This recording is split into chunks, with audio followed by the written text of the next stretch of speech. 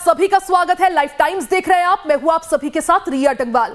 वैसे तो उत्तर प्रदेश में साल 2027 में विधानसभा का चुनाव है, लेकिन दाव अभी से ही दिखने लगे हैं। भले ही सभी पार्टियों की तरफ से जाति काट पर राजनीति करने से साफ इनकार किया जाता हो, लेकिन सियासी हलचल कुछ और ही है। जहां एक तरफ यूपी विधानसभा का शीतकालीन सत्र चल रहा है, वहीं दूसरी तरफ ब्राह्मण विधायकों ने अलग से बैठक की और इस बैठक का नाम दिया सहभोज।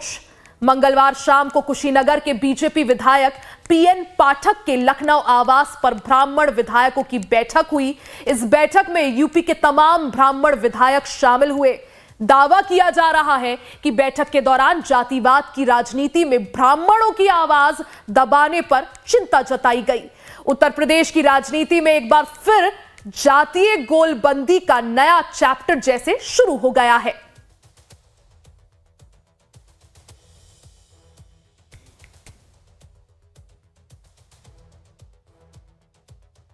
चर्चा होनी भी चाहिए, उसमें क्या दिक्कत है।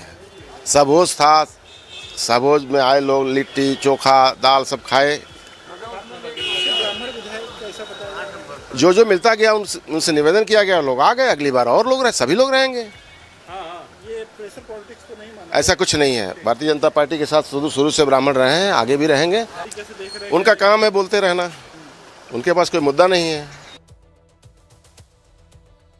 इस बैठक में पूर्वांचल और बुंदेलखंड के करीब 35 से 40 ब्राह्मण विधायक और एमएलसी शामिल हुए, जिनमें ज्यादातर बीजेपी के थे, लेकिन दूसरे दलों के ब्राह्मण नेता भी पहुंचे। बैठक की सबसे बड़ी खासियत यह थी कि यह सिर्फ बीजेपी तक सीमित नहीं रही, वहीं इस बैठक को लेकर भी सियासत का दौर शुरू हो गया। समाजवादी पार्टी ने आरोप लगाया कि बीजेपी के अंदर ब्राह्मण विधायकों को उचित मान सम्मान नहीं दिया जा रहा है।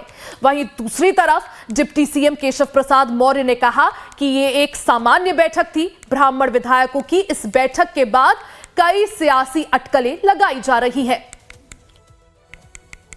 देखिए, जब विधानसभा का सत्र होता है तो सारे विधायक एक दूसरे से मिलते रहते हैं। इसको कुटुंब बैठक, स्नेह मिलन और ब्राह्मण और क्षत्रिय और बैकवर्ड और दलित के रूप में नहीं देखना चाहिए। विधायकों को मिलना चाहिए, वो मिलते हैं, ये अच्छी बात है। इसको मतलब चश्मा गलत है, लेकिन उद्देश्य गलत नहीं है। लोग मिलते हैं, उसको मिलने का कार्यक्रम करना चाहिए, इसको हम कोई गलत नहीं मानते। समझता हूँ कि ब्राह्मण विधायक ही बता सकते हैं कि उन्होंने बैठक क्यों किया, लेकिन जहाँ तक मैं समझता हूँ कि उत्तर प्रदेश के अंदर उनका दर्द जायज़ है। जिस तरह से पूरे प्रदेश के अंदर ब्राह्मण समाज का अपमान हो रहा है, भारतीय जनता पार्टी में ब्राह्मण समाज को जो उपेक्षित किया जा रहा है, जो उनको अपमानित किया जा रहा है, तो उनकी मीटिंग जायज़ है, इसलिए उन्होंने मीटिंग किया होगा। अब यह बैठक कोई संयोग नहीं है। इससे पहले मॉनसून सत्र में राजपूत समाज के विधायकों ने कुटुंब परिवार के नाम पर अपनी ताकत दिखाई थी।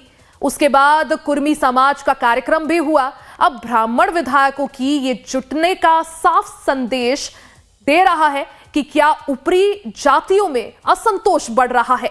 दावा किया जा रहा है कि यह सिर्फ शुरुआत है। जनवरी में अगली बैठक प्रस्तावित है और 2026 में एक बड़ी राज्यव्यापी बैठक की तैयारी चल रही है, जिसमें पूरे प्रदेश के ब्राह्मण विधायक और नेता शामिल होंगे। मकसद बहुत ही साफ है, ऐसी बैठकों के जरिए समाज को संगठित कर राजनीतिक दबाव बनाना, पॉलिटिकल प्रेशर बनाकर अपने फेवर में ज्यादा सियासी फायदे उठाने की कवायद करना है। वैसे ब्राह्मण वोट बैंक यूपी की सियासत में हमेशा निर्णायक रहा है। 12 से 14% आबादी वाले समुदाय का प्रभाव शहरी और ग्रामीण दोनों क्षेत्रों में है। बीजेपी ने साल 2017 और साल 2022 में ब्राह्मणों के बड़े समर्थन से जीत हासिल की है। वहीं पंकज चौधरी के बीजेपी प्रदेश अध्यक्ष बनने के बाद ऐसी बैठकों पर कयास ज्यादा लग रहे हैं, क्योंकि ऐसे दावे भी होते रहे हैं कि इस बार यूपी बीजेपी का प्रदेश अध्यक्ष कोई ब्राह्मण चेहरा हो सकता है, लेकिन पंकज चौधरी जो कुर्मी समाज से आते हैं, उन्हें यह पद दिया गया। विपक्ष खासकर समाजवादी पार्टी इसे भुनाने की कोशिश कर रही है। यह हलचल आने वाले दिनों में यूपी की राजनीति को नया रंग दे सकती है। 2027 के विधानसभा चुनाव दूर नहीं है और जातीय समीकरण एक बार फिर खेल बदलने वाले साबित हो सकते हैं।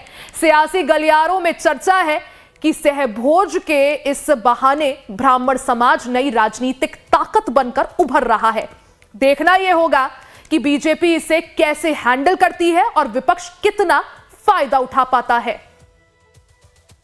ब्राह्मण समाज का है कि सर्व समाज का चिंतन मंथन करके कैसे उनको मुख्य धारा में मोड़ने का काम किया जाए, इसके लिए हम लोग बैठकर पूर्ण रूप से कल चिंतन किए कि ये बिखरने समाज मेरा न पाए। किसी भी तरह से राजनीतिक माने नहीं निकाला जा सकता। पूरी तरीके से भारतीय जनता पार्टी के अंदर ब्राह्मण समाज अपने आप को कटा हुआ महसूस कर रहा है, कमजोर महसूस कर रहा है। इस नाते उनको इकट्ठा होकर मीटिंग करने की जरूरत पड़ रही है।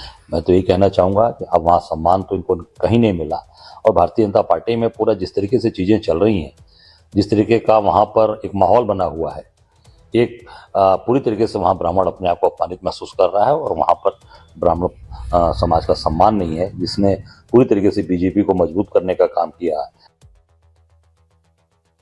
लेकिन ऐसा नहीं है कि सिर्फ बीजेपी में ऐसा चल रहा है, बल्कि सभी पार्टियों का जोर जाति काट पर खिसकता हुआ दिख रहा है।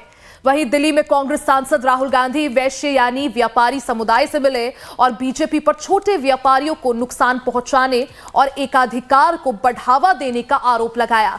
जहां बीजेपी के ब्राह्मण विधायकों की बैठक की खबर आई, इसी बीच राहुल का वैश्य समाज के प्रतिनिधियों से मिलने की खबर के बाद ये कयास लगाए जाने लगे कि जाति काट पर नेताओं का जोर अचानक क्यों बढ़ने लगा। वैसे यूपी में जातियों के सम्मेलनों पर रोक लगी है, लेकिन राजनीतिक दल आयोजनों के लिए अलग अलग रास्ता तलाश रहे हैं। सपा, बसपा और कांग्रेस जैसे राजनीतिक दल अपने वोट बैंक का आधार बढ़ाने के लिए अलग अलग आयोजनों का एक्शन प्लान पहले ही तैयार कर चुके हैं। जातीय सम्मेलनों पर प्रतिबंध का आदेश जारी होने के बाद अब आयोजनों का नाम बदल कार्यक्रम करने का प्लान बनाया गया है। वहीं छोटे दलों की उलझनें बरकरार हैं, जिनका वोट बैंक ही जाति आधारित है। जहां यूपी में जाति सम्मेलन